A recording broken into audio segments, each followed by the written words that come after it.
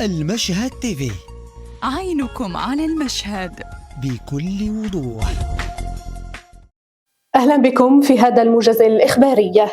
دعت كل من الصين وباكستان اليوم إلى وقف فوري للحرب بين الولايات المتحدة وإيران، وذلك عقب إعلان الولايات المتحدة شن ضربات عسكرية على أهداف داخل إيران.